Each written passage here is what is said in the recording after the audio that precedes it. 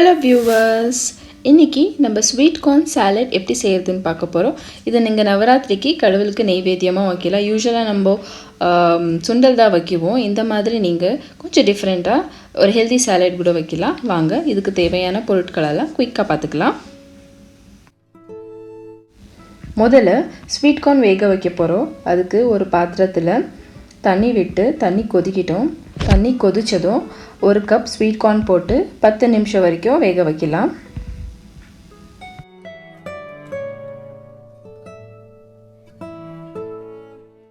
பத்து நிமிஷத்துக்கு அப்புறம் ஸ்வீட் கார்ன் நம்மளுக்கு நல்லா குக்காய் வந்திருக்கு. வாங்க இதை வடிகட்டி எடுத்து வச்சுக்கலாம். அதே சமயத்தில் இந்த குக் பண்ண தண்ணியை நீங்கள் வேஸ்ட் பண்ணாமல் ஸ்வீட் கார்ன் சூப் செய்யறதுக்கு யூஸ் பண்ணிக்கலாம். வாங்க இப்போ நம்ம சாலட் பண்ணிக்கலாம். அதுக்கு ஒரு அகலமான பவுல் எடுத்துக்கோங்க. நம்ம ஸ்வீட் கார்ன் ஆறுனது எடுத்துக்க போகிறோம். இது ஒரு கப் எடுத்துக்கலாம். அடுத்து ஒரு கப் வெள்ளரிக்காய்,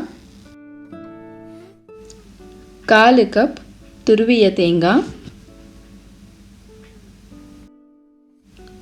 கொஞ்சமாக சின்ன சின்னதாக நறுக்கிய கொத்தமல்லி இலை,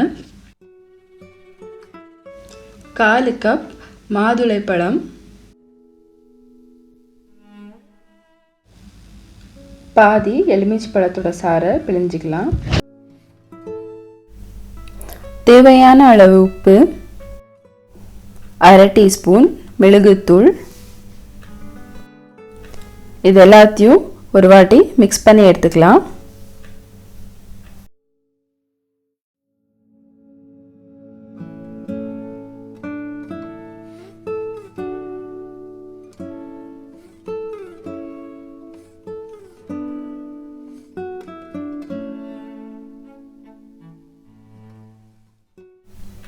பாருங்க நம்ம ஸ்வீட் சாலட் எவ்வளோ கலர்ஃபுல்லாக வந்திருக்குன்னுட்டு.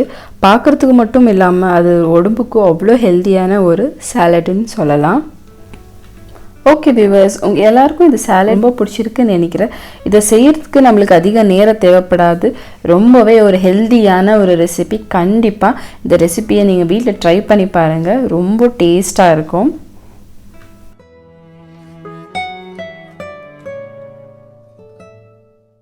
உங்களுக்கு இந்த ரெசிபியை பிடிச்சதுன்னா ஷேர் பண்ணுங்கள், லைக் பண்ணுங்கள், கமெண்ட் பண்ணுங்கள்.